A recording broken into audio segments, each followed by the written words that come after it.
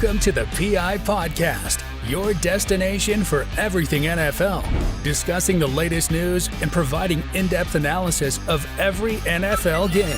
And now, here are your hosts, Ian and Tesh.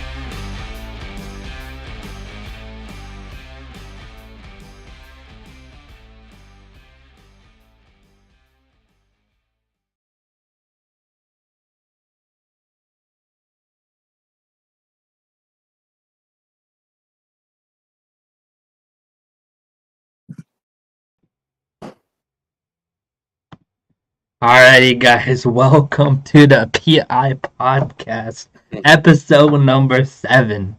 Hopefully, you guys enjoyed our little new outro and I guess standholder thing.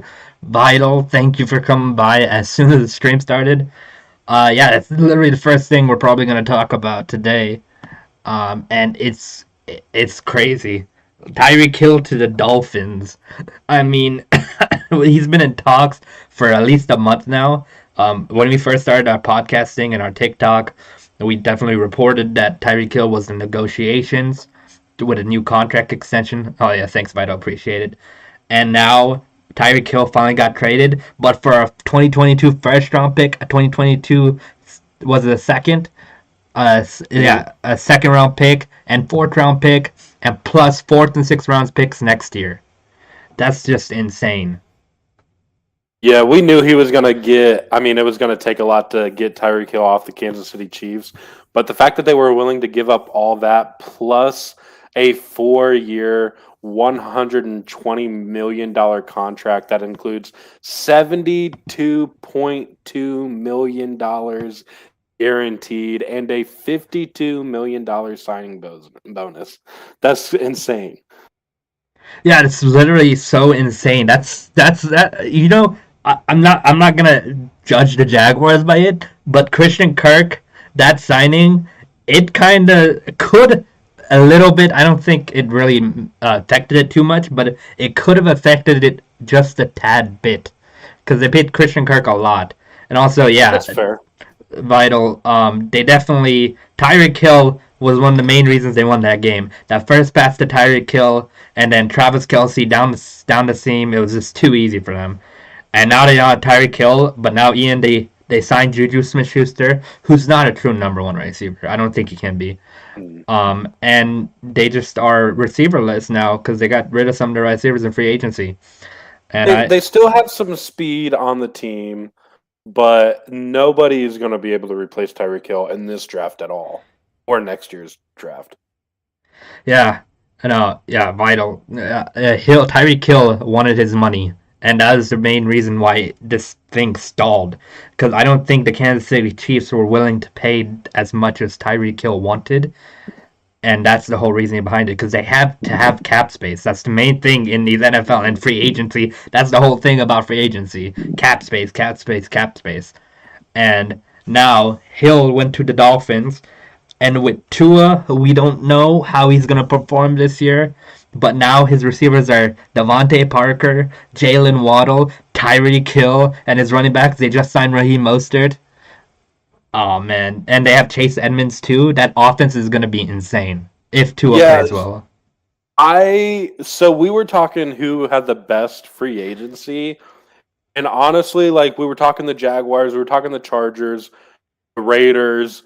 But honestly, the Dolphins have had a really, really, really good free agency. Yeah, no, the Dolphins, they're ready for next season. They want to go win. And I really hope Tua plays well. I'm glad they give him another chance, unlike one Baker Mayfield.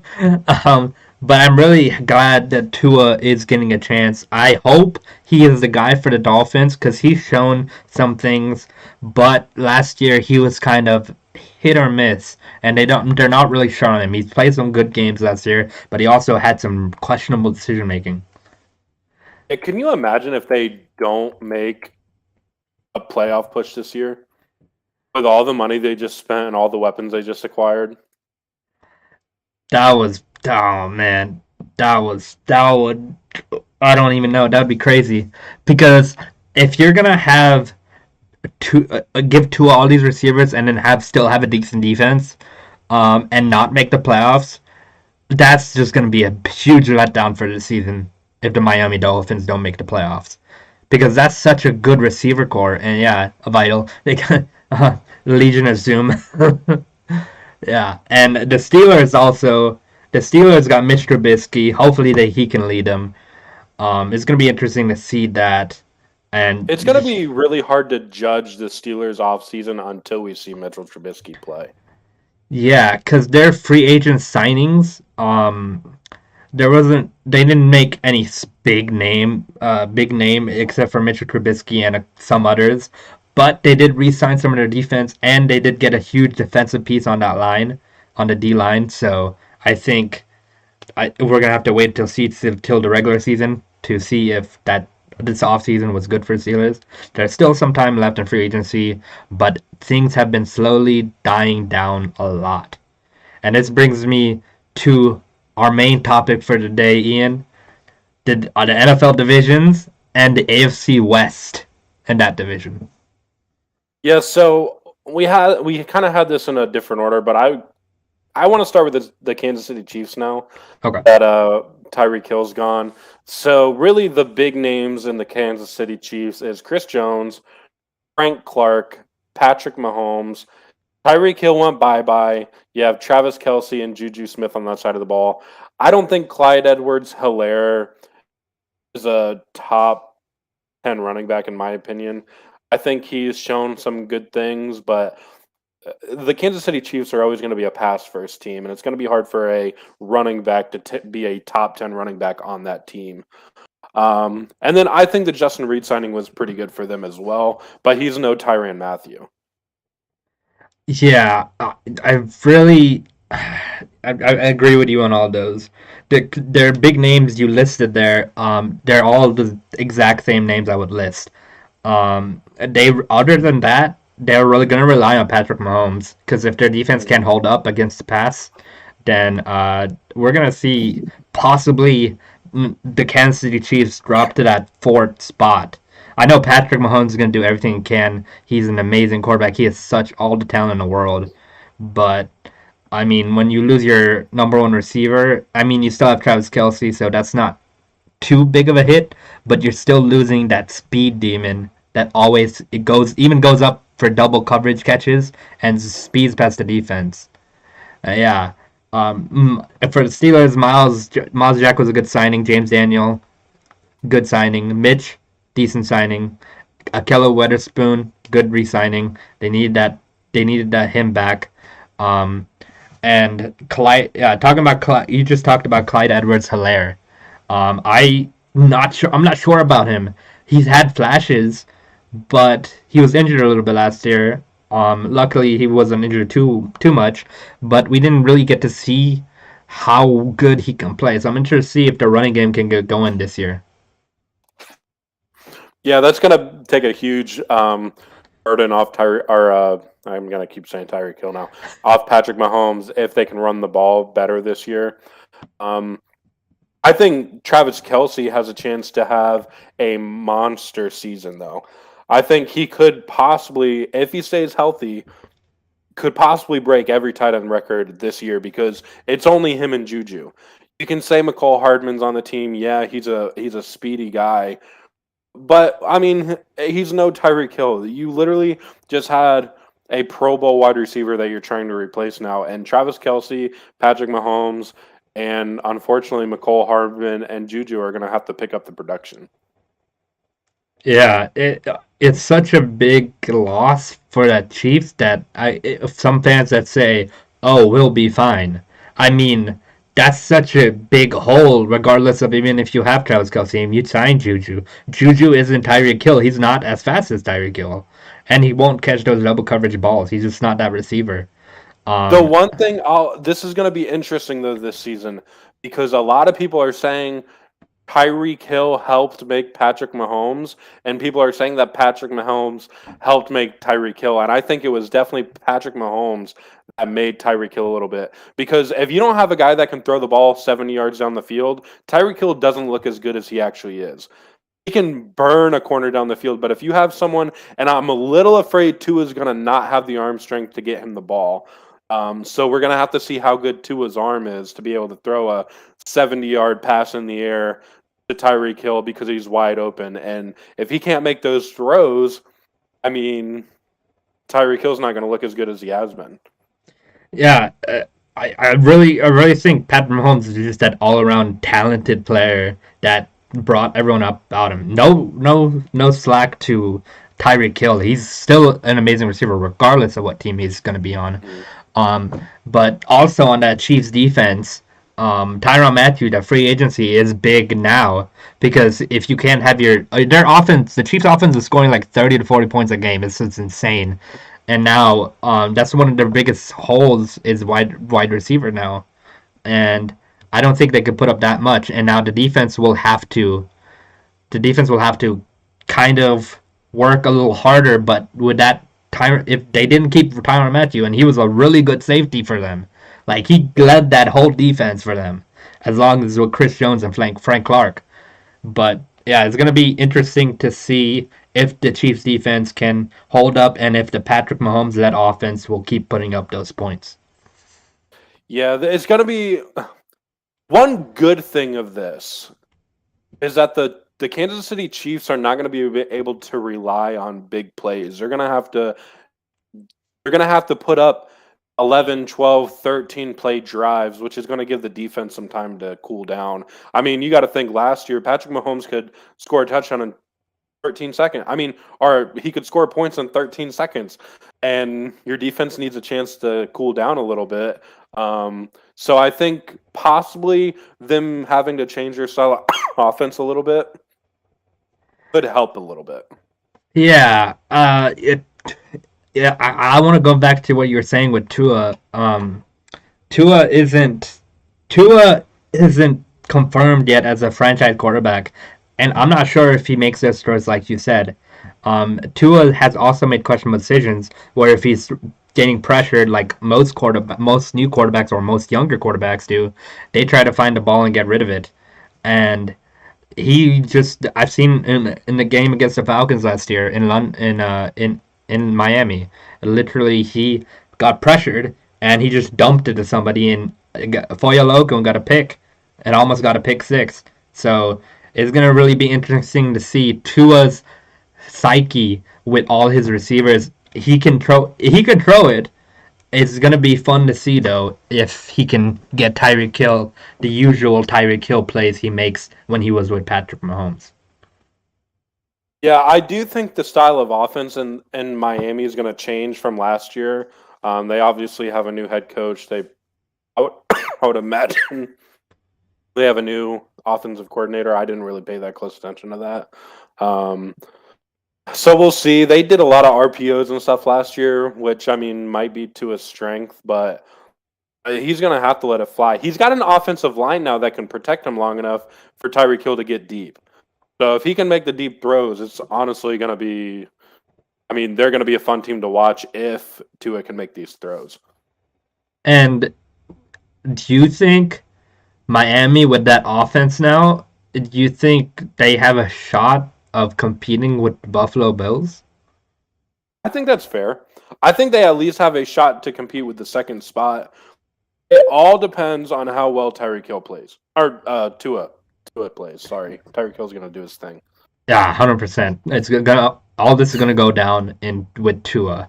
And we're gonna talk about the Dolphins a little more when we get to that division. Staying in the AFC West, sorry. The Chargers, they made really good free agency signings. We've mentioned it plenty of times. Khalil Mack, J.C. Jackson, and just got a star-studded defense now. A star-studded defense and offense. Justin Herbert, Keenan Allen, Mike Williams, Austin Eckler, and then Joey Bosa, Darwin James, J.C. Jackson, Khalil Mack, and then some others on that defense. That's I'm interested to see how that defense plays now with those two key pieces in J.C. Jackson and Khalil Mack. J.C. Jackson had 10 or 11 interceptions, I believe, last year, and he just showed he's a lockdown. He proved he's a lockdown corner, and he's a younger corner, so he's gonna play really well. Yeah, I the big critic mark on the LA Chargers last year was their defense. Their defense allowed way too many big plays, way too many points. And what did they do? They went and got lockdown D end or lockdown corner, lockdown D end. They went ahead and they secured their offensive side of the ball with Mike Williams, giving him a nice contract. So I really like the Chargers going forward. Honestly, I've been saying nobody can beat the Chiefs. I don't mean it as like nobody can beat them. Like they're obviously going to lose 5 or 6 games this season, but I think the Chiefs own that division to a point. We haven't seen anybody really compete in it, but I think the Chargers and the Raiders both have really good chances now. Yeah, with Tyreek Hill leaving, that kind of increased the Chargers and Raiders and even Broncos chances of winning that division now. And I don't think I don't think the Chiefs are the favorites anymore. I think the Chargers or the Broncos might actually be the favorite now, because that Broncos, I honestly would pick the Broncos. Russell Wilson, Jerry Jeudy, Cortland Sutton, and the rookie running back from last year, who was pounding whenever he touched the ball, and then they got that really good defense. Denver's had a good defense for the past few years. Denver had Bradley Chubb and he's Patrick Surtain. And that defense is just so demanding and so physical that it's going to be hard. But at the same time, you can complement them by having a really good offense. And all these teams have a really good offense. Yeah. It's so hard. This has already been the greatest offseason that I've ever seen. This is the greatest offseason. It's been the most exciting. You have no idea who's going where. You had franchise quarterbacks traded, multiple franchise quarterbacks traded, or at least we thought they were franchise quarterbacks. You would have never thought last year Matt Ryan would have been traded to the Colts. You would have never thought, prior to the 22 allegations, you would have never thought Deshaun Watson was leaving the Texans. Other than the D-Hop trade, that was oh, dude, Watson, you got to get out of there. But you would have never thought Baker Mayfield was going to be a non-Cleveland Brown, which hasn't happened yet, but we're assuming he's leaving. I'm trying to think of some other names, Yeah, exactly what you said. There's so many crazy you wouldn't have additions. Thought Tyreek Hill would be out of Kansas City. Yeah, and you wouldn't think Russell Wilson would leave his hometown, which he loves, to the Broncos. I forgot but that's the one I was thinking of. I knew there was another quarterback I was missing.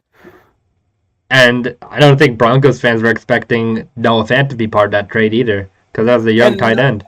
Not to bring up borderline bad quarterback, but Carson Wentz. You would have never thought a team would have traded for him.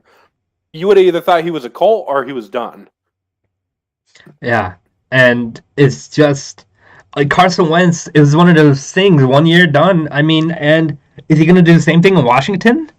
I don't see. He's had a lot of chances.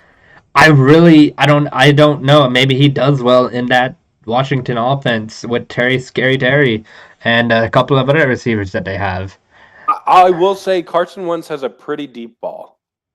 He can throw the ball pretty well far, and I know he doesn't have that gunslinger motto or whatever, but he can sling the ball. I've seen him make some pretty good throws. It's just those random mistakes that he decides to make instead of just taking the sack or throwing the ball out.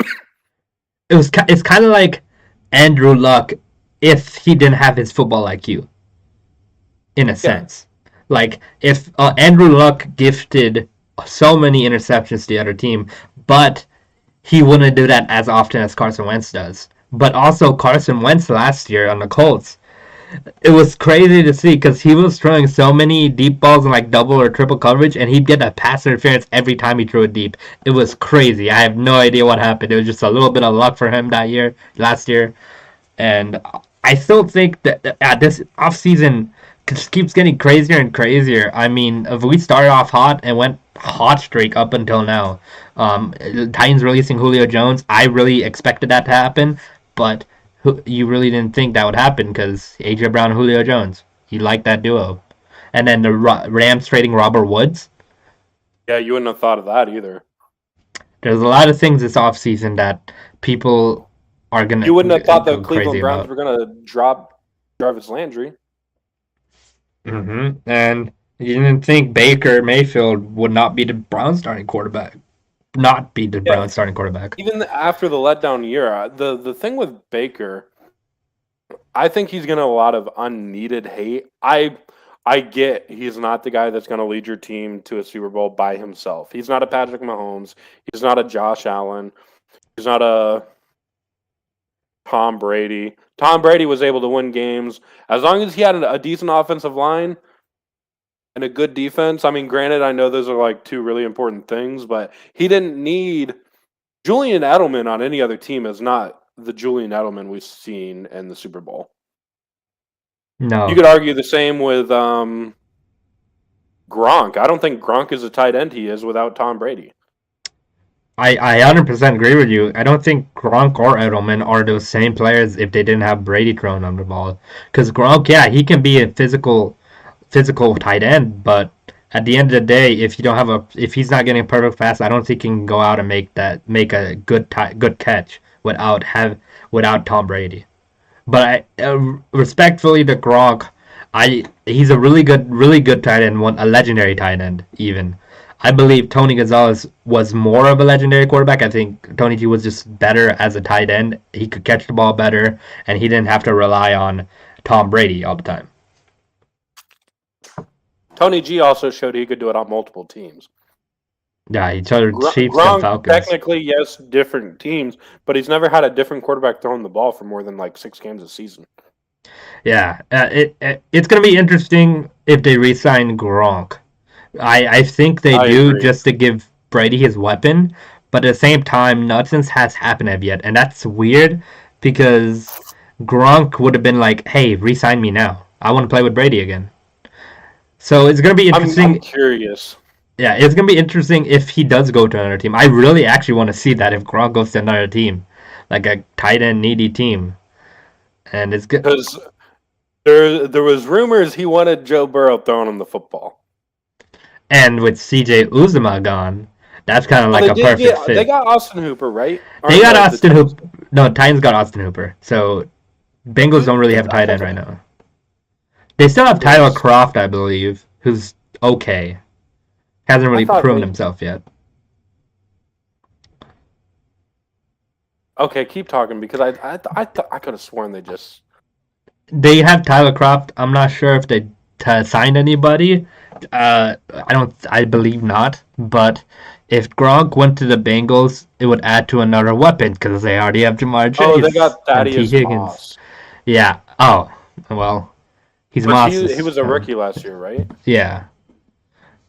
And we don't know how he's gonna be. Oh, Hayden Hurst was the one I was looking at. Oh yeah, they signed Hayden Hurst. He's decent. Yeah. But I would take Gronk over Hayden Hurst. For sure. But even at his age and the fact that he's only wanting 1-year deals at this point because he could have retired at any minute. Yeah. And like you were saying, this offseason is so crazy. Khalil Mack getting off the Bears. Yeah. And then J.C. Jackson. Davante Adams off the Green Bay Packers. Mm-hmm. You would have thought Aaron was the one leaving over Davante Adams. You would have thought Davante would have stayed a Green Bay Packer, in my opinion. I would have thought that last year. Yeah, I really would have thought too. I mean, well, they keep saying Packers. We'll get to it, but Packers keep saying Packers fans keep saying this is the year. But no, I really don't think, especially with Davante Adams gone, Aaron Rodgers has really nothing around him. I mean, he does make his receivers look better, but I really don't think. I think they make the playoffs again just because of Aaron Rodgers, but other than that, I don't think they make it far. All right, we'll go back to our little list. Yeah. I kind of want to. We did the Chiefs and the. Wait, what was that? Oh, no, you're good. In the AFC West, yeah, we did the Chiefs and Chargers. The Raiders, though, Derek Carr, Hunter Renfrow, Devontae Adams, Darren Waller, and they just got a pass rusher in Chandler Jones and Max Crosby Yeah. on that line. And and there's so many things that team can do in this division, and I hope it does well so good. I mean, it's gonna be a Yeah. fun division to watch, like we've said multiple times. Yeah, when sometimes multiple teams from a division make a playoff, like when you have the winner of the division and then you have two teams from that division making the playoffs, and you're like, dang, that's a good division. I think every single one of these teams have a chance to make the playoffs. That would be insane if all four teams made the playoffs. I 'Cause there's 3 wild card spots, right? 3. Two wildcard spots. Oh no, four wildcard spots actually.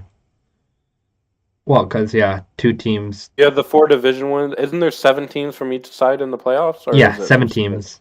Seven teams. So yeah, 'Cause technically you could do. Oh no, you could only have 2 other teams. So one of those teams are definitely missing the playoffs. yeah, and down the stretch, it's gonna be cool to see who really wants it more. Because I think this thing's gonna go down to a wire. The only concern I have with with one of the teams is the Kansas City Chiefs. All these teams are poised to make the playoffs, while the Kansas City Chiefs just lost a key hole to their offense, and their defense isn't as good as they were. Yeah, but I still can't count the Chiefs out, man. You It's still hard got to. Andy Reid. It's like a Bill Belichick situation. Even though you lose Tom Brady, you still don't count out Bill Belichick. At this point, I'm not counting out Andy Reid. Yeah, Andy Reid's as good as a coach as anybody, and it's hard to count out Patrick Mahomes because he could do almost everything, basically He everything. showed he can put a team on his back. Yeah, and now I'm really interested because has Tyreek Hill's whole career. I'm interested to see how he does with Juju and these other receivers. Yeah, I do. Like I said, I do like the Juju pickup. I think Juju's going to be a really good third down wide receiver. He's going to get you the tough yards when you need. If it's a 3rd and 7, he'll get you the 7 yards if you need to. You can throw it to him 2 yards short, and he'll fight for the 2 yards. So I do like. I don't think if I was them, I would have left Juju on the side and kept TYREEK. If if that cap space would have saved him. Now let me ask you this for the Chiefs. In that Bills game, if they don't have Tyreek Hill and they don't have Tyrann Mathieu, do they win that game? Probably not. Because one of those passes in 13 seconds was to Tyreek Hill. Do you think Byron Pringle, who's not with them anymore either, is and McCole Hardman, do they make those catches? Or do they get open like that? Honestly, the Bills played very terrible defense for that They situation. did. So maybe in that situation, yes, I could see McCall Hardman making that catch. And then the second catch went to Travis Kelce. So that's kind of a Travis Kelce could have made both those catches. I don't know if he gets as many yards, but Okay, yeah. And the last team in that division, Denver Broncos, I've watched them last season a little bit. Even with Teddy Bridgewater, the quarterback, Teddy Bridgewater wasn't horrible last year. And that connection between him and the receivers, Jerry Jeudy and Courtland Sutton, they're like a dynamic duo. Jerry Jeudy can make all the tough catches and is an amazing receiver and just developing even more. And Courtland Sutton can go deep and just do just about everything Jerry Jeudy can do. So it's going to be really fun to see Russell Wilson throw a deep ball to Courtland Sutton or Jerry Jeudy. And it's going to be fun. Just a fun time watching that Broncos offense. yeah, I think Russell Wilson's the 4th best quarterback in that division. Probably a bold take there because I know a lot of people would take Russell Wilson over Derek Carr, and some people would say Justin Herbert's not been in the league long enough for me to put him over Russell Wilson. But I'm putting Russell Wilson at number 4 in that division. But here's the thing. Their defense on paper last year was supposed to be the best in the league. They had some really good pieces on defense. However, they lost Von Miller. Mm-hmm. So you have to think of that. He was their best defensive player. and they lost their tight end Noah Fant. He was a key piece last year. They did pick up a better quarterback, so I'm interested to see because here's the thing: the Broncos' defense honestly wasn't as good last year that they were supposed to be. They were supposed to be the best secondary in the NFL, and it didn't work out that way. But part of that is due to poor QB play. When you have your defense on the field at all times, because Teddy Bridgewater couldn't get you a first down every once in a while, you have a poor defense. Yeah, and some of those drives, Teddy Bridgewater kind of stalled on the offense, and that led to more three and outs, led to some interceptions that killed drives, and having to rely on the defense in the red zone as well to step up and stop them. And it's not like they were an easy division last year either. The Chargers, Raiders, and Chiefs were still really good, decent at least, and it was just hard for Teddy Bridgewater to compete because he's always been okay. I think if he never got that concussion with the Vikings, I think maybe he could have been the Vikings franchise quarterback, maybe. But ever since that, I mean, he's probably going to be considered a backup quarterback. And Russell Wilson probably just elevates that position and has them scoring more than Teddy Bridgewater did. I really hope Russell Wilson goes in there and he has a career year. I would love for Russell Wilson to shut me up. Yeah, that would be awesome. There's plenty of times I saw the Broncos offense stall. And it was just because Teddy wouldn't run it out of pocket or Teddy wouldn't run for a few yards. And it kind of sucked because I really thought they could have made the next level if Teddy Bridgewater actually played well. Yeah, so here's my big thing with Russell Wilson. We're in a pass-heavy league. It's a super pass-heavy league. Guy's never thrown for over 4,200 yards, ever. Yeah. I think he can. I think it was just because he had that defense for so long. I mean, he really didn't need to have as many yards as he needed. He didn't need to have 5,000 yards every season, honestly, to win games. Because all he needed was his running backs to do well, and because he had Marshawn Lynch. And also, he just needed receivers to make catches. And they had Tyler Lockett. They even had Golden Tate in his prime. They had some others as well. Percy Harvin a little bit, and then when he was playing really well. I think Russell Wilson can throw for 5,000 yards if he really needed to. But again, he's put in a situation where he has another defense like the Legion. No, I'm not saying the Legion of Boom, but he has another really good defense, so he won't need to throw for over 4,200 yards. Yeah, but when you give away all those draft picks and players, you gotta play that. You gotta be electric. Yeah, and that's gonna be interesting to see if Russell Wilson will be good in that offense. And now we're gonna go over to the AFC East. Who wins that AFC East with all the Dolphins moves in free agency? I still think the Bills. I think the Bills are going to be the winner until someone knocks them out completely. Which is probably going to be someone like Stephon Diggs wanting a lot of money. It's gonna be a cap hit that destroys the Bills, I think, eventually. Yeah, but the Bills are going to be my number one still. Yeah, I think the Bills are going to win that division regardless. Josh Allen. Oh yeah, go ahead. I was gonna bring up the Patriots, so you can go ahead and keep going. Yeah, Josh Allen I'd rather take Josh Allen over Tua any day. Yeah. And they just added Von Miller as well. I mean, hopefully that fixes the pass rush. Who knows? They made some other signings on D-line to help that as well, which pretty good signings actually on that D-line this year in free agency. So I really think they're going to lock up that number one. And I think the Dolphins will at least fight for the number two spot, probably with the Patriots.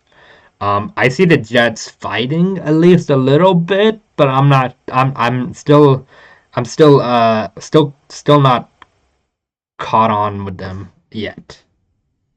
So my thing with the Patriots right now, I have Bills 1, and I know I just got done saying you can't count Bill out. But right now I have the Dolphins number 2, Patriots 3, Jets number 4. And my big thing is, granted, the Patriots do all their free agent shopping late because they get all these players, or like you see someone like Bobby Wagner and you're like, wow, he's going to get a huge contract. But yeah, he hasn't even. There's been one rumor today that he was talking with a team, and we still haven't heard it. He's meeting with the Rams today. They don't have a lot of money. At least I don't think they do. So that's when Bill Belichick will swoop in and be like, "Oh, the Rams offered you $10 million a year. We'll do $10.5 million a year. Come play in New England, where you know you're going to get a shot at a championship." And so it's hard to judge the Patriots, is what I'm saying with that. Yeah, Bill Belichick. I still am interested to see his plan because he always has a plan, and I think he just always makes the right draft pick. It's crazy to see. So you're right, exactly right. You can never count Bill Belichick out. He knows his players. He knows his schemes. He knows everything that they need to do to make the playoffs. And I think Mac Jones just develops even more, and he has a really good season, and he just gets even better. Yeah, and my big thing with the Dolphins is Tua. So, but they have game changers. They have game changers on both sides of the ball now. And even if Tua isn't playing at an elite level, all he has to do is play. He needs to be a game manager. Yeah, it's interesting how we're worried about Tua Tagovailoa, but we're not as worried about that as Mac Jones in his second year, or even Zach Wilson. Yeah, so my big thing with Mac Jones is he showed last year he can play a system quarterback role perfectly. We've seen it at Alabama, we've seen it here. He follows directions, he doesn't make stupid decisions. So that's why I don't have that with Mac Jones. A big thing with Zach Wilson, he's got a lot of he's an athlete. I mean, he's fast, he's quick, he's got a decent release. He can throw the ball deep. He's a little inaccurate, but I think that'll fix over time. Plus, he was out a couple times with injuries last year, so that's why I'm giving him a little bit. This is to his going on the 4th year. Yeah, this is to his 4th or 5th year now. 3rd or 4th. It's kind of like Marcus Mariota, how he never really developed as a quarterback, and that's why the Titans had to get rid of him. And Jets, I believe, I'm really interested to see their defense and how good it can be, and just how Zach Wilson gets better this year. And I don't know. I mean, I guess the Jets, no one's really thinking about them at this moment for anything in the AFC, but I wouldn't be shocked if the Jets actually made a push towards the 2nd spot in that division. Yeah, yeah. You got to explain that one for me. So what I'm thinking right now is if they push for a 2nd spot in the division, I'm thinking that Zach Wilson fixes his inaccuracy issues in year 2, and he fixes his mistakes. And I know that's a long stretch because he's 2nd-year player, but look at Mac Jones.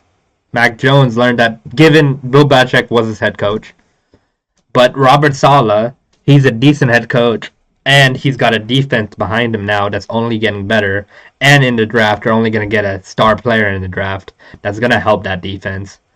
And I don't know, maybe they don't get trashed on like every game, but at the end of the day, it's a hot take. I'm pretty sure they're going to finish 4th or 3rd at least in the division, but it'd be interesting to see them push for that number 2 if they actually put some pieces together and actually could win some games. Okay, that's a fair take. I mean, I'm not gonna poop on you for it. This is a really good. This is a really good draft class. I know it's not the one where last year's was a really good quarterback draft class, so like it was really hyped up. I mean, you had almost the top 5 picks, like 3 or 4 of them were quarterbacks. So, but this one's a really good draft for your key positions on your offensive line, your defensive line, corners.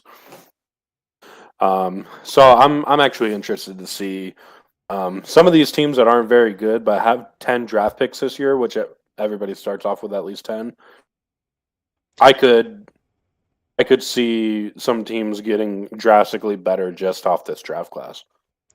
Yeah, I think this draft should be hyped up even more. Yeah, it doesn't have quarterbacks, but I think still should be hyped up because it's got so many defensive players that you're guaranteed to get a star player even in the beginning of the second round of this draft. And there's not hasn't been a defensive draft like this in a little while, like 4 or 5 years at least, that's been as good as this right now. And that's why the Falcons are so dumb and Arthur Blank is horrible, because if we had Matt Ryan right now, we wouldn't have to worry about maybe drafting Malik Willis. And if we do draft Malik Willis, that puts us in a hole because we could have drafted a good edge rusher or a good corner to pair with AJ Terrell and Casey Hayward. So that way we could actually win some games. And if Arthur Blanks really wants to win some games, then he wouldn't have Marcus Mariota starting, and Arthur Smith wouldn't have Marcus Mariota starting, and Matt Ryan wouldn't be a Colt, and Colts wouldn't. Okay, yeah, you know what? Yeah, the Falcons would be in a better situation right now if Arthur Blank kept Matt Ryan. All right, so who do you think won free agency on that note? I think the Jaguars did. I honestly think the Jaguars did. They just improved their roster so much just by these signings. Yeah, they weren't the biggest names, but they were the names that actually helps their team so much to where I think they're fighting for at least the second spot in that division. I really hope that they do fight a lot. I really hope they win more than 5 or 6 games. That would be really cool to see because Jaguars are my second team. But at the same time, they added Christian Kirk, they added Foyesay Alokun, a really good middle linebacker, and they're bolstering that defense, and they have the number 1 pick in the draft. I mean, and they're probably going to get Aiden Hutchinson, a defensive end that's going to pass rush. The pass rush might be really good for the Jaguars. And Trevor Lawrence is going his second year. He looked decent last year. I really am interested to see the Jaguars again, like all these other teams. That's fair. I'm gonna not say the Jaguars because I'm a biased fan. I completely agree with you though. They picked up really good defensive players. You know they're gonna get an edge rusher at least. Who knows what happens with the number 1 pick? It's most likely Aiden Hutchinson, but there's a chance they draft someone else. You don't know. I mean, it could be Evan Neal. But even if it is Evan Neal, you have a 10 times better O-line than you had last year. So they're really hard to judge because yes, they filled a lot of holes with this one offseason. We can also I was gonna say I'm giving it. Oh, dang. Now that I'm thinking about it, I don't want to say my answer. Because I kind of want to say the Dolphins. Yeah, I was just about to say, yeah, the Dolphins also could be in that for winning free agency because they made some key signings, like not just because of Tyreek Hill, but also because of Raheem Mostert and Chase Edmonds. Those were really 2 good, really running back acquisitions. And then they also got some defensive players, some really good ones. Some like no names, but names that are known to be playing decently. But also you could even say, hey, Denver won free agency because they got their starting quarterback. They're already going to be in a Super Bowl, hypothetically, just because of that signing. So they had the best free agency. Well, so I'm gonna give my top 5 teams for free agency. The top 5 grades for free agency right now. I have the Dolphins at number 1. You just named the 2 running backs. They just got Tyreek Hill. They also got Armstead. I mean, they bolstered their offensive line. They got a couple defensive pieces. They completely changed the wide receiver room, the running back room. And even if Tua's not great, I forgot about their run game they're going to have this year. They're going to have an insane run game. So my number one was the Dolphins. Number two will go to the Jaguars. They filled a lot of needs. They might not have been the big splash signings, but and I keep seeing the overpaid for these guys. But here's the thing. The Jaguars just proved to Trevor Lawrence that they were willing to do whatever it takes to try to help him out. And I know some people are like, well, why didn't we offer the 6th round pick for Amari Cooper? Well, who knows? We don't know what front offices are doing. They could have offered Amari Cooper a 5th round pick, and they just said, you know what, Amari Cooper, we're not going to send you to the Jaguars. We'd rather you go somewhere where you might have a chance to compete. Yeah, like you said, I really think the Jaguars won free agency. Also, the Chargers are in my top 5 as well because they got J.C. Jackson and Khalil, and they got Khalil Mack as well, and that just bolstered that defense. That which was the reason they lost that game to not be able to go in the playoffs. And they already got an offense with Mike Williams, Keenan Allen, Justin Herbert's only getting better. He can throw everything. So yeah, definitely all of them. All the Chargers as well is definitely a good one to look at, and also the Raiders with Davante Adams. The Raiders are my number 4. Two AFC West teams in our top 5s. Like they added Davante Adams, which is just a huge signing in itself, and then they got some defensive pieces as well that makes you go, oh, can the Raiders competing as well? Okay, so let me ask you this. You said the Broncos were one that you think did really good in free agency because they got their quarterback. Mm-hmm. Why wouldn't the Colts be up there? The Colts would probably be up in my top 10 just because of that Matt Ryan signing. I mean, I was hypothetically saying the Broncos just because Russell Wilson. They didn't do the biggest signings other than Russell Wilson. I was saying that hypothetically. But that's a good signing in itself, but they didn't win free agency because of that. They're not in my top 5 or 10. The Colts are in my top 10 because Matt Ryan is a really good quarterback, and Russell Wilson is a really good quarterback. But Matt Ryan, he has an O-line now. He's never had a defense career. Russell Wilson's had the defense his whole career, or most of it, with that Legion of Boom. And also, Matt Ryan, he never had a really good O-line. Even that Super Bowl year, he's never had O-line help. And now he's going to one of the best O-line in the NFL, and he's going to a really good top 15 defense. That's just going to elevate the Colts game, and they still have lots of cap space, so I believe they're even going to make more signings as well. Okay, that's fair. Do you think the Chargers have a legit shot at winning their division? Yeah, for sure. The AFC West, it's anybody could win that division. But the Chargers specifically, Justin Herbert, if he plays even better than he does last season, which he played amazingly last season, he's made some of the craziest throws I think I've ever seen, other than when Patrick Mahomes in that Super Bowl, leaning on the side and throwing that perfectly. It's crazy. But that 70-yard pass, oh man, he just sat back there and threw that thing 60 yards in the air and got a touchdown off of it. That was probably one of the most craziest and fun plays to watch last season. And just adding Khalil Mack and J.C. Jackson, I really think the only thing they need is some linebackers. And I think they're going to be competing hard. I think they also have a chance at getting linebackers in the draft.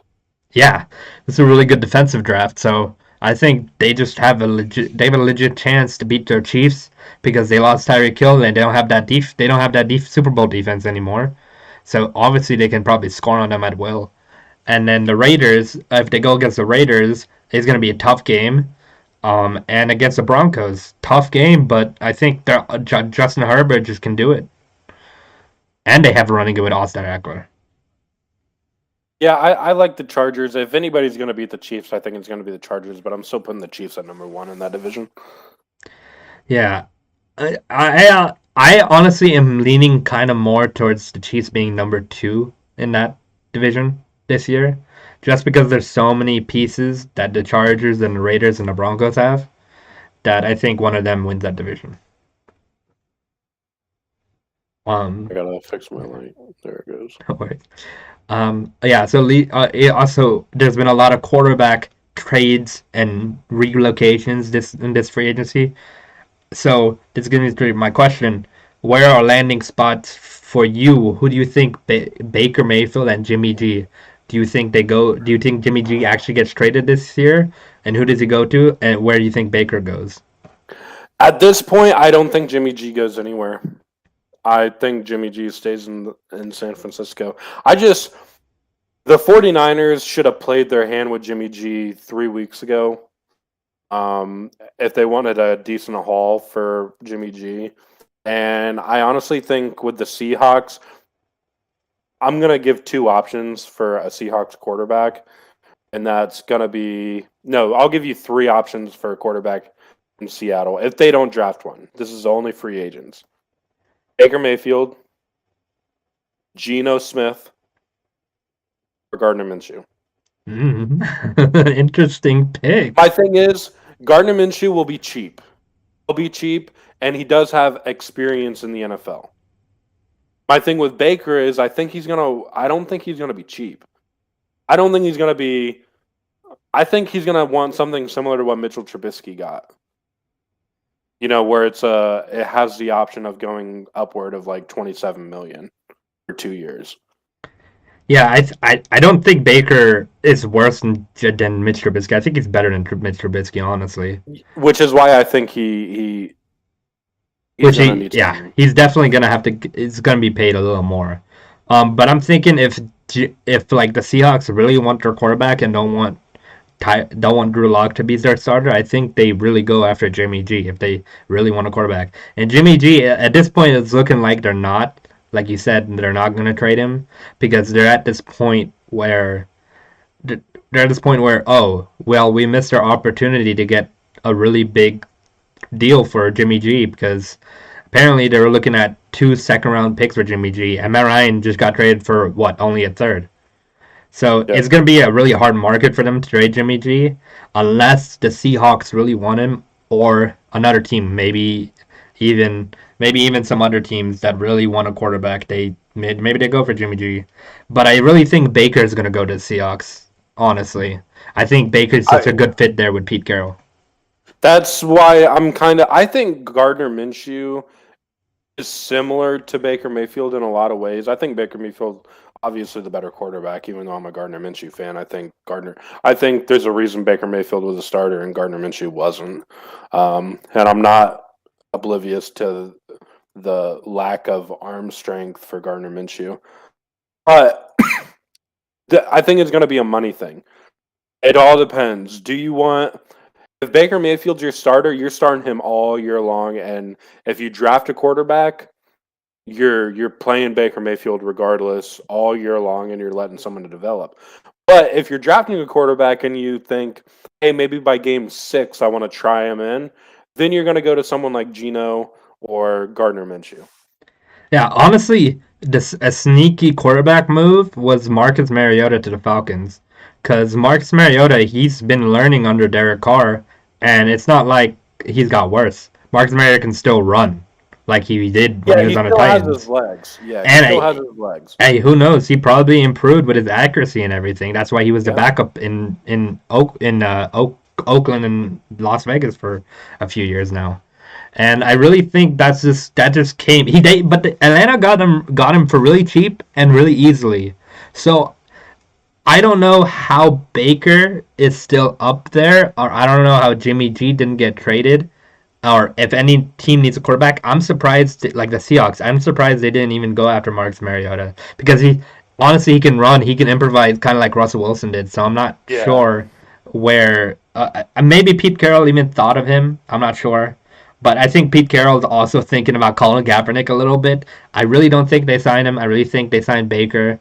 But I'm really interested to see if the Browns just try to trade Baker or they can't find anybody, they just release him. Yeah, I think I don't see him staying on the team at all. I think it's a release or a trade, just like you said. Yeah, and talking about quarterbacks, let's go to the NFL draft. Who gets Willis? Who gets Malik Willis? And who gets Kenny Pickett?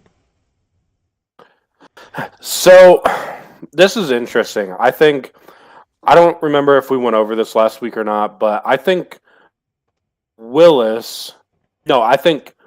think Kenny Pickett is the more polished quarterback right now. I think he's closest to NFL ready out of every quarterback in the draft. So if you're grabbing Pickett, you're hoping he's ready to lead a team right now. Similar to a Mac Jones situation, where he's polished enough to be a system quarterback. The thing is, Willis has the higher ceiling. He has the potential to be like I don't want to say Lamar Jackson, but he's got a strong arm. He's actually pretty accurate with the football. And he's got legs. I mean, he can move. Opposing defenses are going to have to game plan for that like they do with Lamar Jackson. Yeah, I honestly think Pickett goes to the Panthers because they really want a quarterback, and I don't think they want to start Sam Darnold again. They tried that last year. They tried an experiment last year. So I really think they go Kenny Pickett, and honestly, I think the Falcons do go Willis, just to be behind Mariota, a veteran quarterback, just so he can sit behind him for a year. That's probably why they signed him for a 2-year deal, because they're thinking in their mind, okay, let's get Pickett or Willis. Whoever falls to our draft number, we get, because he can learn under Mariota for a year, and we can start him. But honestly, I see Willis going to Atlanta, because Atlanta's Willis's hometown as well, so it just makes a lot of sense for that.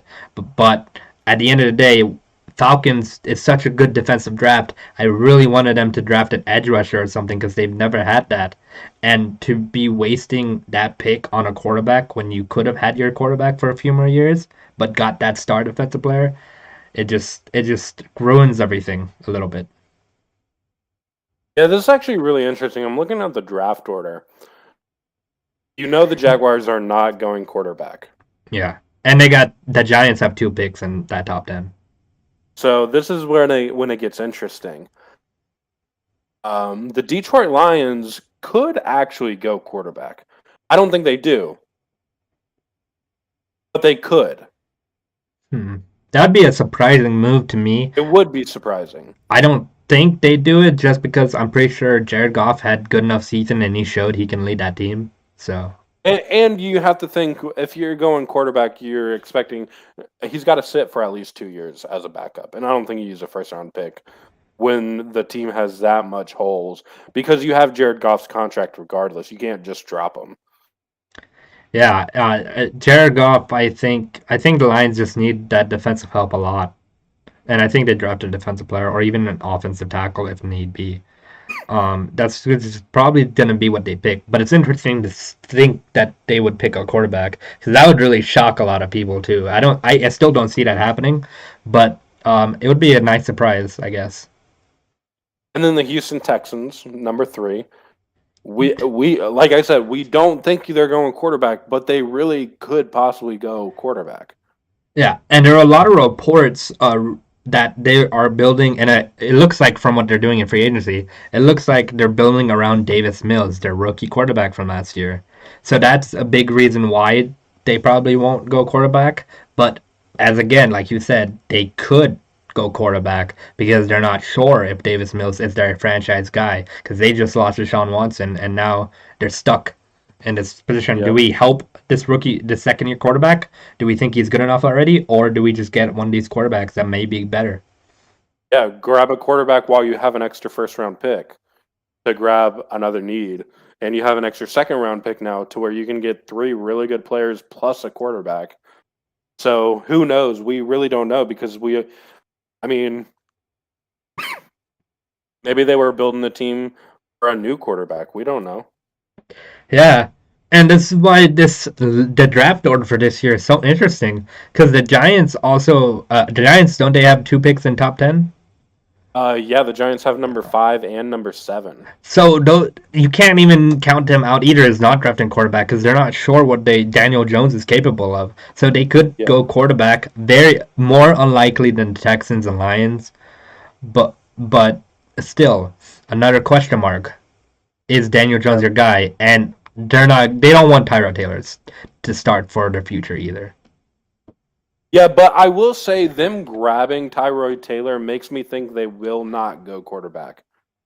I don't think they're using 3 roster spots on quarterbacks. I think it's Daniel Jones, Tyrod Taylor. They might compete for the job. But the owner of the Giants has came out and said that they feel they've mistreated Daniel Jones and they're going to give him a true shot to be a starter.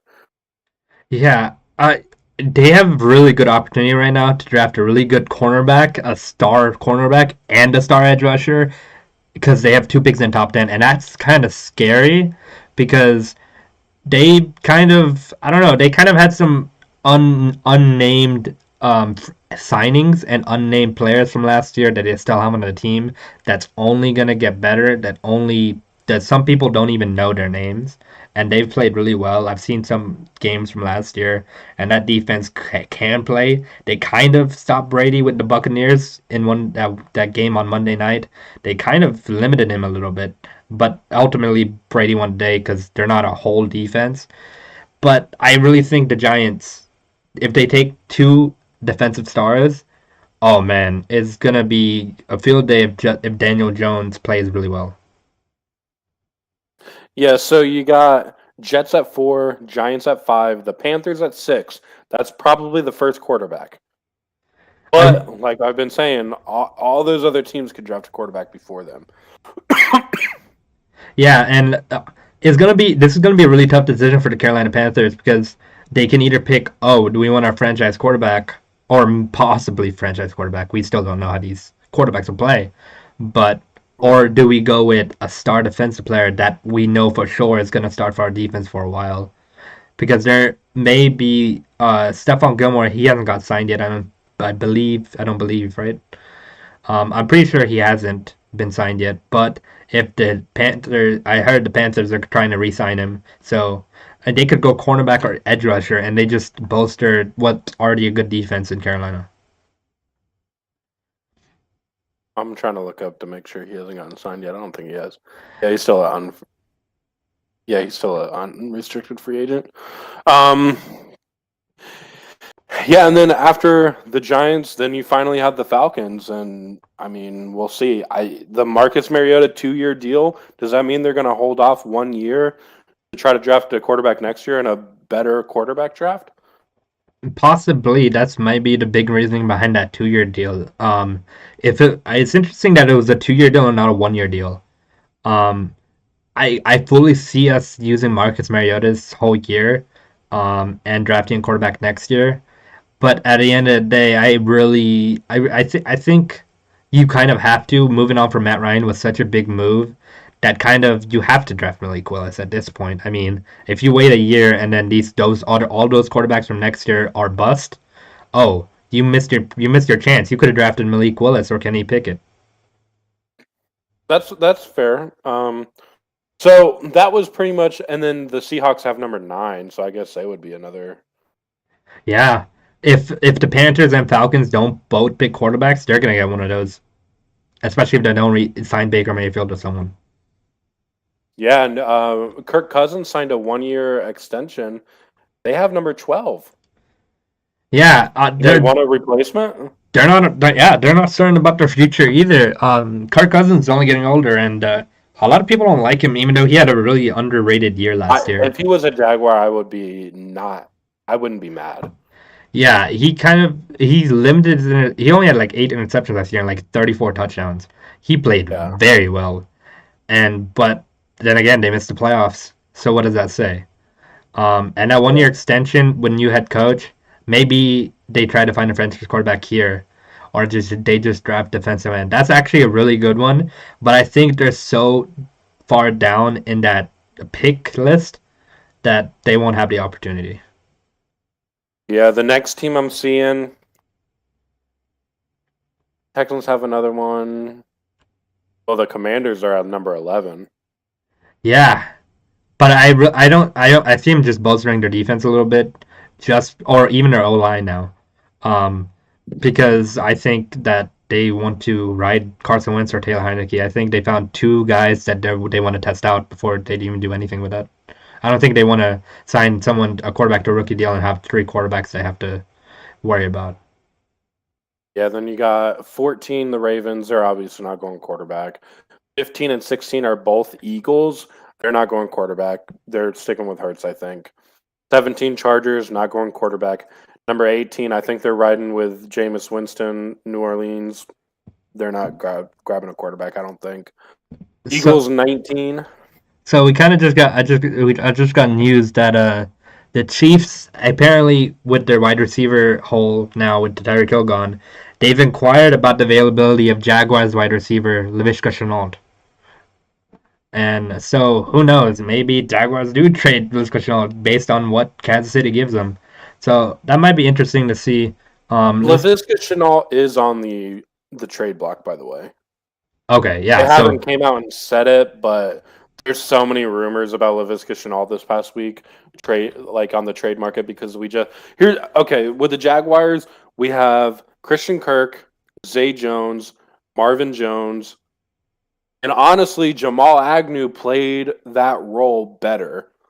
He's faster. He's not as strong. Laviska Shenault is a strong wide receiver. He's almost built like a halfback. But those are your four, and then you just re-signed Laquan Treadwell, and you have Laviska Shenault. So you have 6 wide receivers now, and most likely drafting one at number 33 because you don't have a true number 1. Christian Kirk is going to be a great wide receiver. He can play the outside. He can play the slot. I think if they have Marvin Jones on one side, Christian Kirk in the slot, Zay Jones possibly outside, possibly inside, and then a true number 1, that offense is going to be something to watch. Yeah, so it's a very real possibility that the Chiefs trade for Laviska Shenault because they like what they see in him. And I think it's going to be interesting to see if Mahomes will elevate Laviska Shenault a little bit. I think he will. That would actually be a perfect destination because not only will Patrick Mahomes elevate someone like that, Andy Reid will design an offense to get him flourishing, which is what failed last year under Urban Meyer and Darrell Bevell being the offensive coordinator. Yeah, that's gonna be really interesting. So going along with our list, are you excited about the XFL returning in 2023? I'm excited about more football. I'd watch arena football at this point. I really just want to see some football, so I'd watch anything, but it's hit or miss for me. It's just like, okay, XFL's coming back. It's not that important to me. I mean, I'd watch it if it was on, but I don't think I gotta make sure I gotta watch this XFL game today. No, I'm not gonna do that. So it's interesting that they're returning in 2023. I don't know what comes of it. Maybe they go bankrupt like the Alliance of American Football did. Even though that was a really good, interesting concept. Yeah, I think it's going to be fun to watch. I think I'm really interested to see how the partnership with NFL and the XFL work. I know they said it's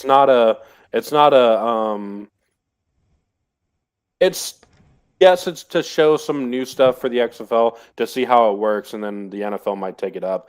But it's not like a minor league team for the NFL. It's nothing like that. It's going to be strictly partnership, I think. Yeah, and it's going to be cool to see because they're going to test some rules out in the XFL that they can't test out in the NFL. So we'll probably see the overtime rules in that they test out, and some other rules like a PI being challenged again, maybe. Even though that lasted for a year and didn't work.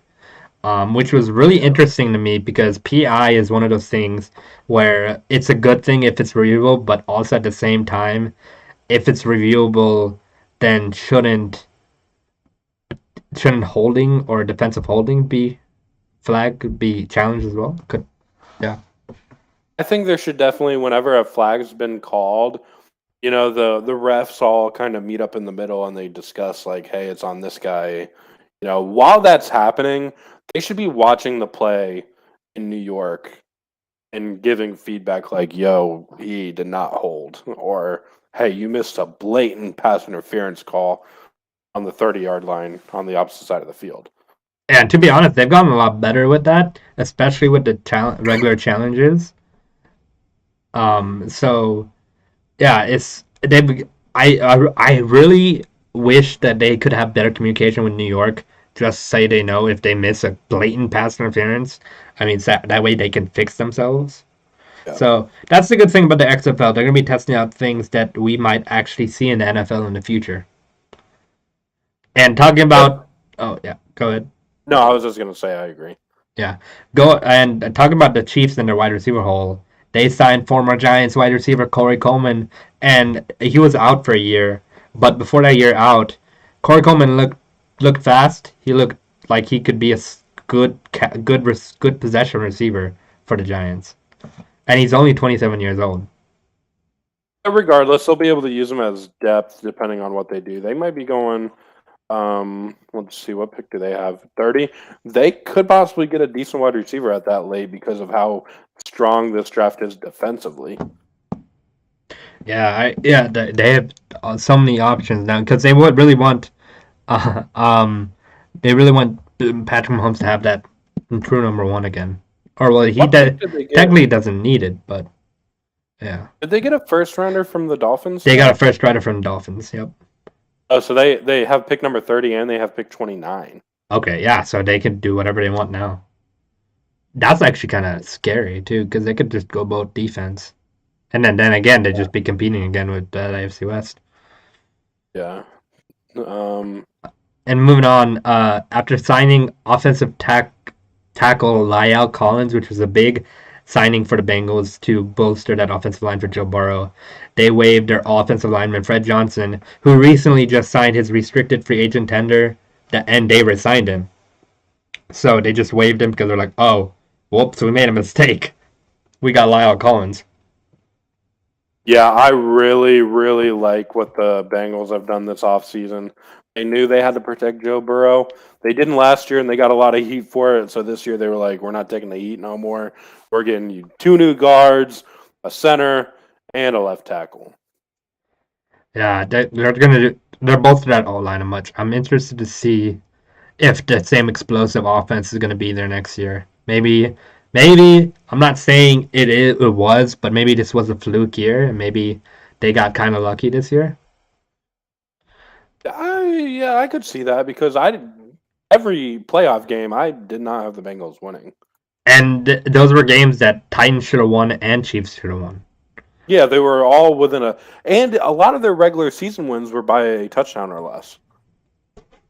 Yeah, so they kind of just got the best of their games because Ryan Tannehill, he wasn't supposed to throw that interception with 20 seconds left. They were supposed to go, as soon as I saw Titans get the ball and they're chewing the clock going down the field, I was like, oh, Titans are going to win this game easily.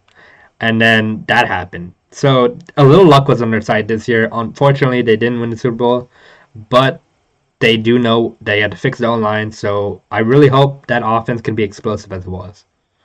All right, so I just pulled up their regular season, okay? Week 1, they won in overtime against the Vikings 27-24. Ooh. Week 2, they lost to the Chicago Bears 17-20. Week 3, they beat the Pittsburgh Steelers. They won by 2 touchdowns. So they have one game where they won by 2 touchdowns. Yeah, no, the Steelers. Jacksonville Jaguars, week 4, they won by 3 points on a last-second field goal. They lost to the Green Bay Packers. They beat the Lions 34-11, so that's 2 games. They whooped the Baltimore Ravens 41-17. So that's 3 games. They lost to the New York Jets 31-34. They lost to the Cleveland Browns 16-41. Hmm. They beat the Las Vegas Raiders 32-13. They beat the Pittsburgh Steelers 41-10. They lost to the Chargers 22-41. They lost to the 49ers in overtime 23-26. They beat the Denver Broncos 15-10. They beat the Baltimore Ravens 41-21. They beat the Kansas City Chiefs 34-31. and then they lost to the Cleveland Browns 16-21. So they had 6 games out of all their wins where they won by more than a touchdown. And those teams, Steelers twice, not very good team. The Lions, not a very good team. Baltimore Ravens, very injured. Very injured. And the Las Vegas Raiders was the only one that was above 500. Yeah. Yeah, so hey, who knows? Maybe they did get lucky. And some other big news, the Buccaneers, they re-signed Leonard. We weren't sure if they're going to re-sign Leonard Fournette, but they signed him to a 3-year, $21 million deal with $9 million guaranteed. I like this signing for them. I think he was a key piece to that offense.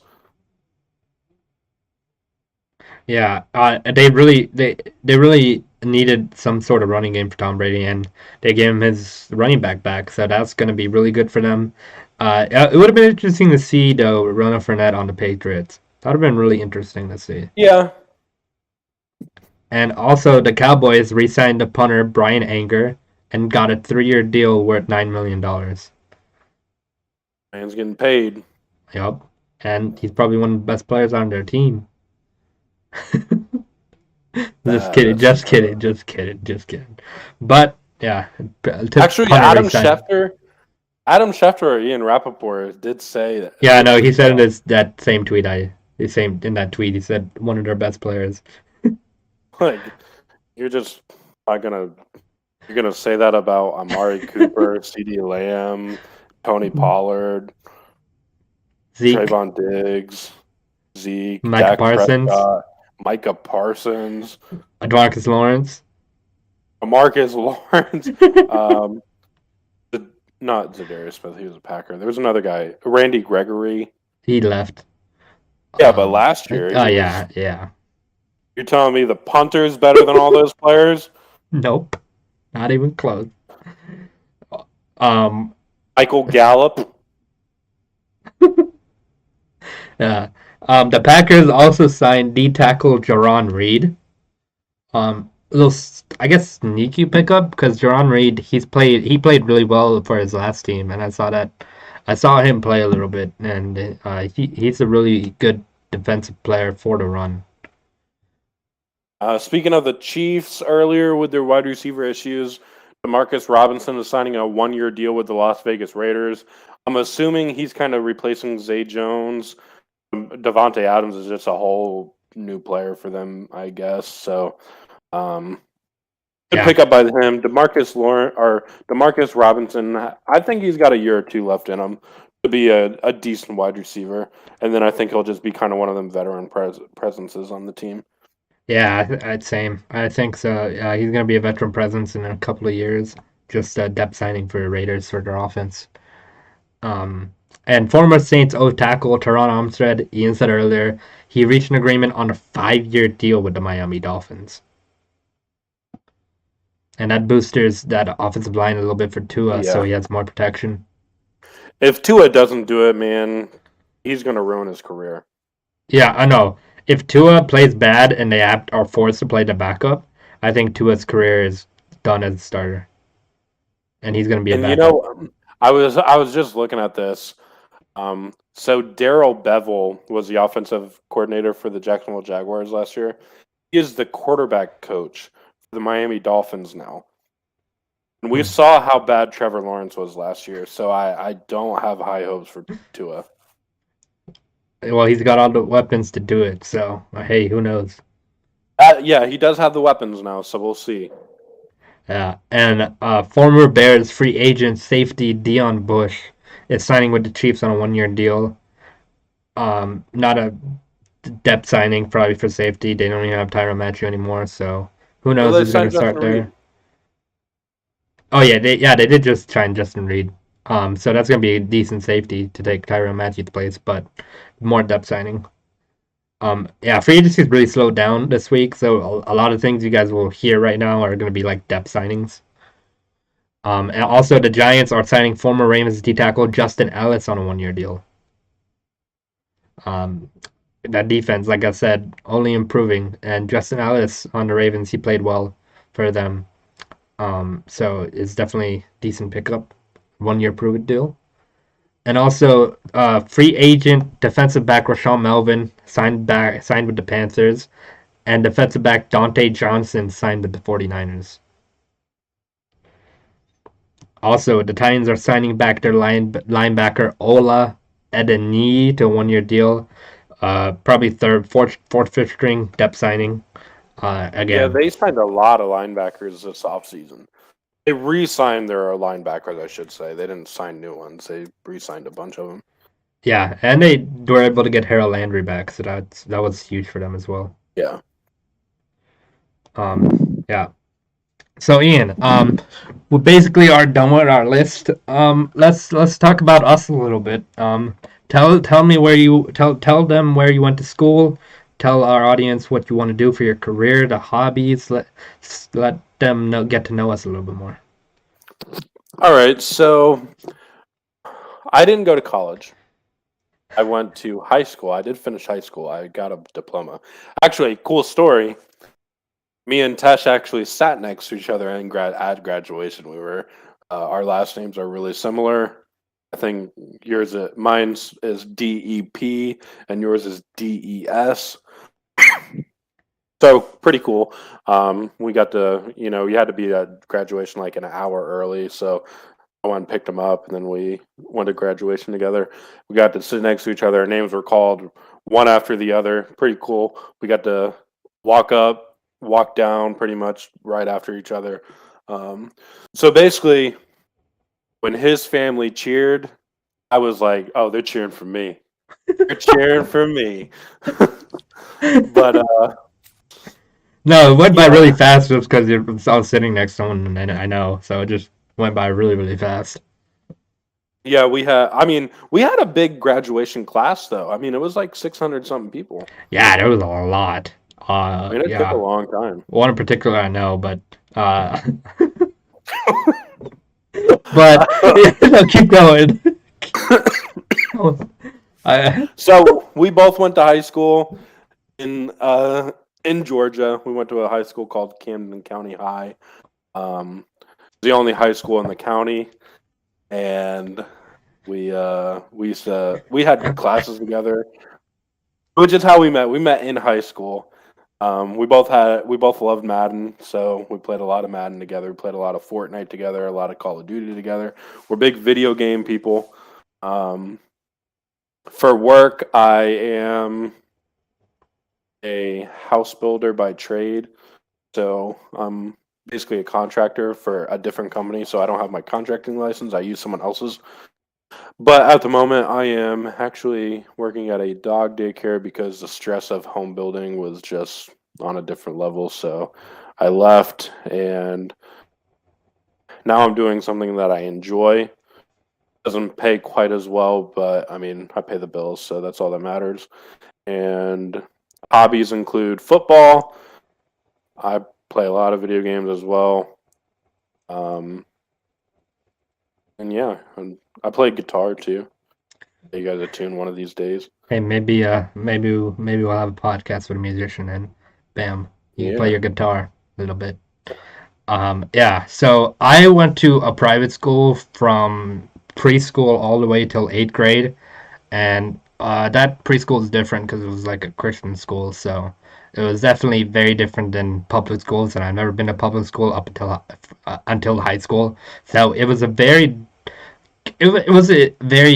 weird transition because my private school, there was only like 60 to 70 people, and they had grades from preschool to 8th grade, and there was only 70 people in that school.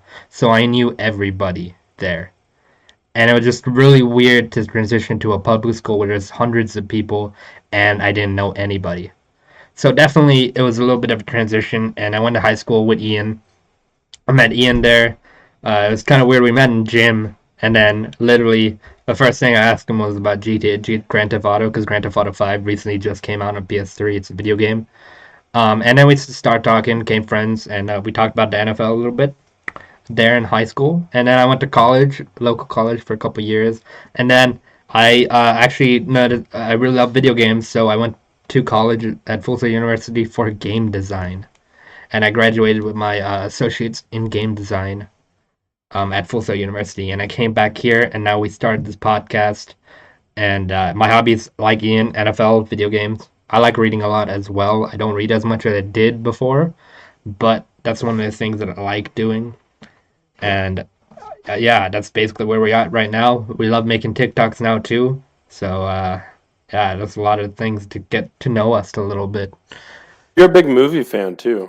Yeah, I actually recently, while I was in Orlando, I became friends with some film majors as well, and I got kind of into movies by them, and now I'm just even more into movies and know a lot more about movies than I ever did in my life. And yeah, so Ian, you want to take us out? Yeah, so we appreciate you guys watching. If you watched it live, if you're watching the next, the broadcast afterwards, comment down below. What do you guys think we should talk about next week? We're always interested. Like, we make our list, but we always look at the comments from our TikTok from this way before we make the list of things we're going to talk about. And then obviously, when you're watching and commenting, we try to focus on, the comments we're getting live. So we appreciate you guys for watching. The link tree's in our bio, so you can look up our TikTok or Twitter or YouTube, and everything we have on there. And make sure to stick around for our new outro that we just got from Fiverr. Definitely wait around for a few seconds. It's a pretty short outro, but we got it narrated and everything, so definitely as soon as we end the stream, the outro will play. So make sure you guys look out for that and let us know what you think about it. Cool. We'll see you guys next Sunday. Yeah, we'll see you guys Sunday, and we'll talk to you guys later. Peace. Peace out. Thank you for watching the PI Podcast. Make sure you subscribe and tune in next time so you don't miss the latest news in the NFL world. You can also follow us on TikTok at PI Podcast and on Twitter at PI Podcaster.